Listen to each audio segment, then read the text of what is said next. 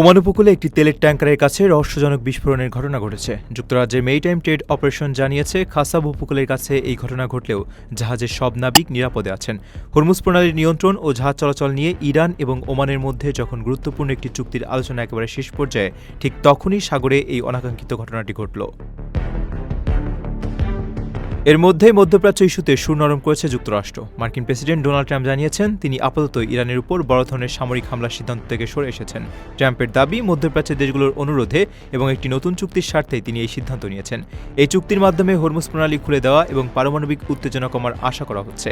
রক্তপাত না বাড়িয়ে তিনি এখন কূটনৈতিক সমাধানেই বেশি আগ্রহী।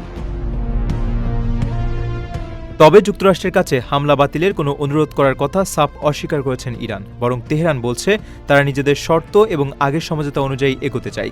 একদিকে সাগরে রহস্যময় বিস্ফোরণ, অন্যদিকে পরাশক্তিগুলোর এমন পাল্টাপাল্টি দাবি ও কূটনৈতিক দর কষাকষিতে পুরো মধ্যপ্রাচ্যে এখন এক চাপা উত্তেজনা বিরাজ করছে। প্রথমবারের মতো প্রবাসীর সিটিতে শুরু হলো কমার্শিয়াল শপ বরাদ্দ।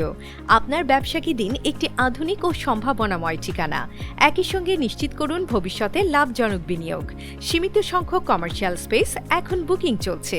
স্ক্রিনে প্রদর্শিত নাম্বারে আজই যোগাযোগ করুন এবং আপনার পছন্দের শপটি বুকিং নিশ্চিত করুন। স্পেস সীমিত, তাই দেরি নয়, আজই বুকিং করুন। প্রবাসীর সিটি, আপনার ব্যবসা ও বিনিয়োগের স্মার্ট সমাধান।